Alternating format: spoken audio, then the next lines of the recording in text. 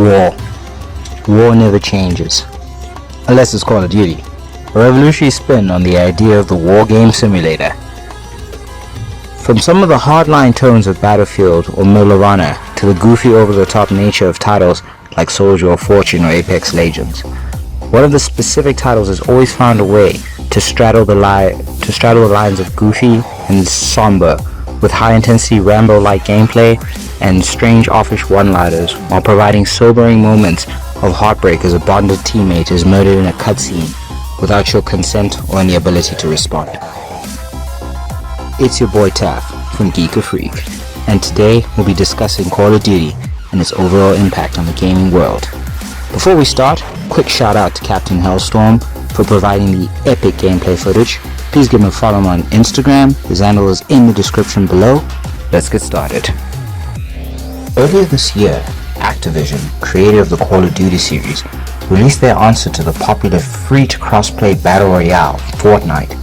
This wasn't even their first attempt at entering the Battle Royale space, as prior to Warzone, they had Blackout, but due to the never-ending updates, coupled with a needing to purchase a copy of Black Ops 4, the only Call of Duty with no campaign or base story to truly follow on, and no main protagonist to connect with, it was a bit of a problem.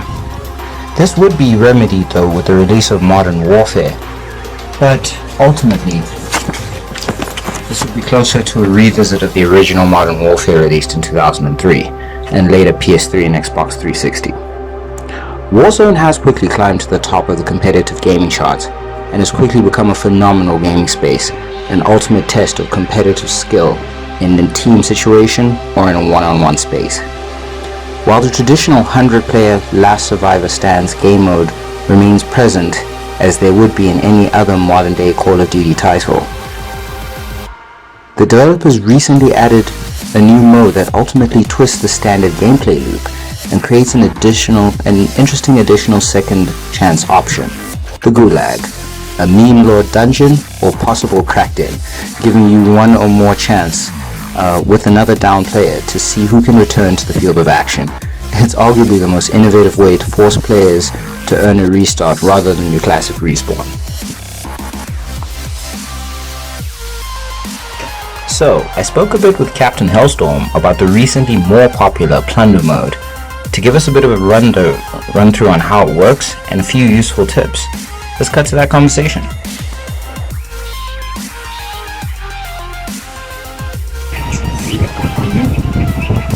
I tried to stick to one loadout, but like when you get maced like that, bruh, you always like want to tinker and get like the best loadout possible so you don't get maced, you know. But it always happens, bruh.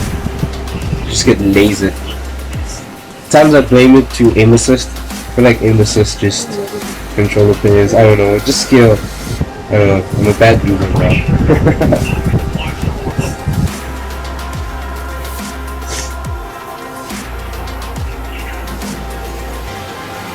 So, the goal of Plunder, it's kind of like Battle Royale, where you get access to the Verdansk map, but you respawn. So, the whole goal is to get the most cash at the end of the game. So you can either get it through killing and stealing the cash from other players, or doing contracts, or just looting. And players have kind of like changed the way things are. Like there's three major hot zones. There's downtown, storage, and boneyard. Those are like the three major hot zones. I'd say sub hot zones after that would be like military base, quarry, and farmland, and I'd say port. Yeah, but most of the time, if you want to drop in, like now, when you drop into Superstore, which is right next to storage, this area like Superstore, airport, boneyard, this is like a general hot zone. This is where everyone just comes to die. So this is pretty much the center of all the action. Problem is, there's lots of looting opportunity, but you lose money because you also get killed. So it's a bit of a gamble when you drop in here. It's a bit safer to drop in at quiet zones because you can do your contracts quietly and loot quietly. You'll encounter one or two teams, but if you've got a solid team that knows what they're doing, it's safer that way. Whereas here, your team can get wiped within a blink. You'll see your whole team gets wiped soon enough. So the common strategy is rather drop into the quiet zones, perform your business, do what you need to do, pick up as much cash as you can, kill the people that you need to kill who are around you, but you're rather staying out of the hot areas. Pretty much. Some players have twisted the game, and they don't play for cash, they just play for blood sport. So they'll just sit in one spot and just kill everyone that comes their way. Anything that's on free to play is basically blood sport right now, bro. Most people don't care about the rules. They just want the highest KD ratio that they can get. Pretty much though. Oh yeah, I got lasered in here. I don't know what he's using. I think he's using an MP7. And I spotted him first. I rookie mistake. I should have taken my time. See that? Then I wait for him in the wrong spot. Torn apart, man. Yeah, it happens. I think it was an MP7. What was it? Oh, MP5. Sorry. Wow, this guy's a pray and spray. But I mean, yeah, COD's like that, dude. I mean, if you played other games like Elysium, Ring of Elysium, like I noticed that like you compensate for recoil much more in Ring of Elysium. Like my mouse was moving way more when trying to compensate for recoil, whereas here in COD it's literally just point and shoot. It's like you just click away. It's even worse with controllers and aim assist. You just like laser people, dude. Full on laser beam. It's rough, man. It's rough. A lot of Battlefield players have actually complained about the bullet mechanics in this game and the gun mechanics.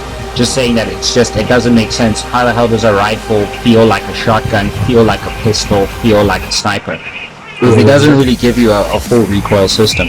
But I guess the problem is it's going to be impossible to program it perfectly on a cross-play game. Because at the end of the day, it's all different technology. Rumble is not the same as what Xbox uses, and PC mouses don't really have that intense, like, built in. I mean, even the best gaming mouse can give you some sense of a feeling of recoil, but you're not getting a lot. Yeah, we don't have one thing I really like about controllers is the vibration. You don't feel the vibration with the mouse, so I guess the controller you got that edge, you feel the gun a bit more. But I guess it works for COD. It's an easy game to play. It caters for everyone, despite the age restriction of your older playing. So, well, that's been a standard, and they're usually the ones talking the biggest load of rubbish on the game. Yeah, they love to talk smack, man. So everyone's pretty used to that. But I feel like a very common thing in COD is just swearing for mother. I don't know. I feel like COD players are the most toxic players, bro. You die, you swear someone's mom. Someone's mom could be dead, bro. Like, put some respect on the name. Yeah. Very unnecessary, but that's commonplace. Yeah. At the end of the day, there's still a huge toxicity in the gaming community regardless. I think it's just because how competitive the game is. It's extremely competitive, this game. Yeah? Well, that's the thing. It's a market that's grown ridiculously over the last couple of years. I mean, we're talking a multiplication of players.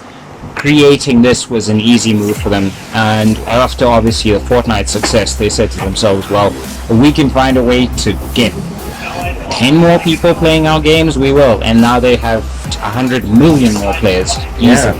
And for a time, I was like, nah, screw COD.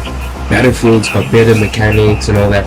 When I saw this cover, like, dude, I was like, that little boy in me was like jumping again. Yeah. Dude, that sidestep though. And that's our video today, guys. Thanks for watching. Really appreciate the support. So if you could do the right thing and like, share and subscribe, and like I said before, please subscribe to CPT Hellstorm. His handle for Instagram will be in the description below. And until then, please stay a part of Geek of Free.